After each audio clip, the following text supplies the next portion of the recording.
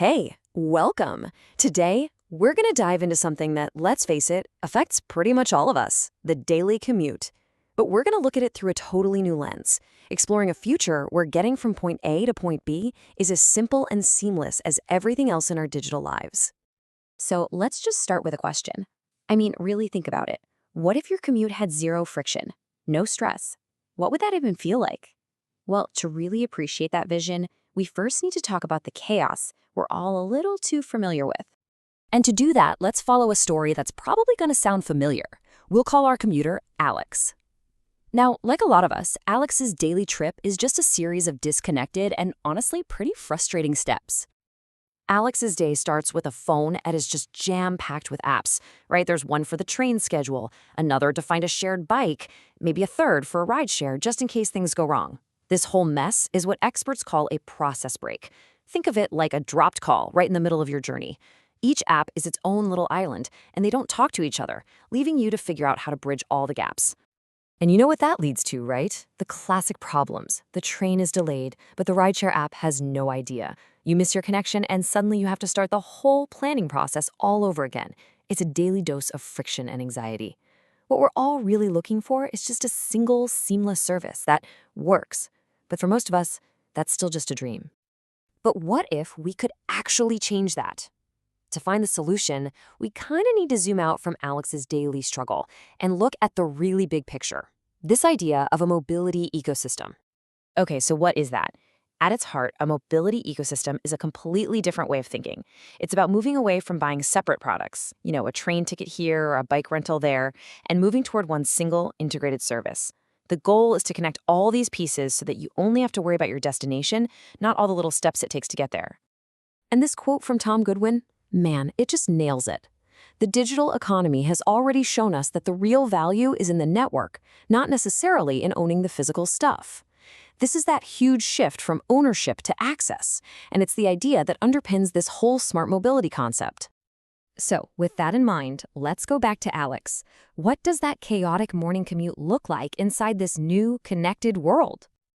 Just look at this comparison. It shows two completely different realities. Over on the left, you've got the chaos we were just talking about, juggling apps, paying multiple times, scrambling to react to delays. But on the right, you see a journey that's planned, booked, and paid for, all in one shot. Let's walk through it. Alex opens up one single app to plan the entire trip. The system suggests the best route. An e-bike to the train station, boom, the bike's reserved. The train ticket is booked. And for that final little stretch from the destination station to the office, an autonomous pod is scheduled to be waiting right there. Oh, and if the train gets delayed, the pod's arrival time adjusts automatically. It's truly seamless.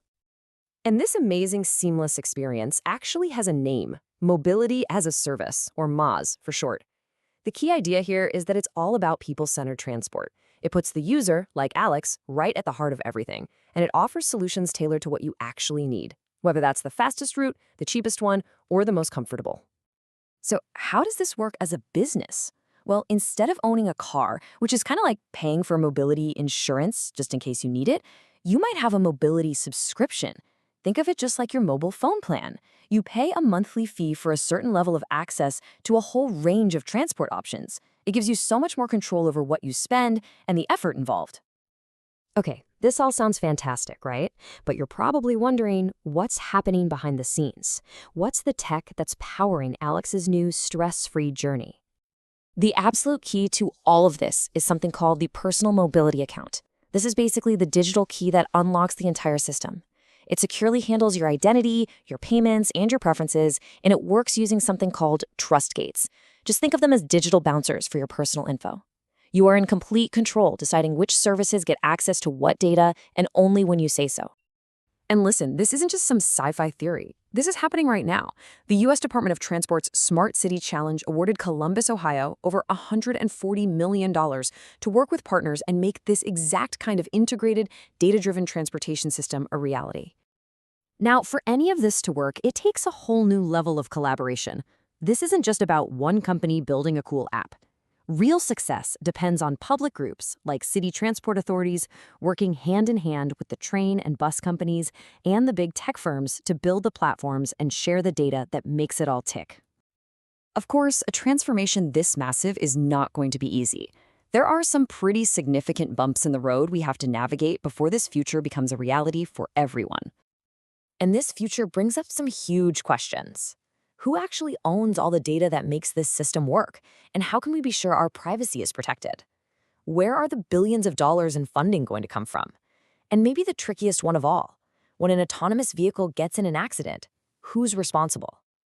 These are the really complex, thorny issues that companies and governments are wrestling with right now. But even with all these hurdles, the vision is just so powerful. The journey there might be a little bumpy, maybe with a few wrong turns along the way, but the destination is a world where how we move is just fundamentally better, more digital, cleaner, safer, and way more efficient for all of us. And that really brings us to a final thought. This isn't just about cool new tech, it's about completely reimagining our lives and our cities. So if you didn't have to own a car anymore, what would that unlock for you? More time, more money, more freedom? That's the real promise here. It's not just about getting from A to B, it's about what we all stand to gain along the way. Thanks for joining me on this explainer.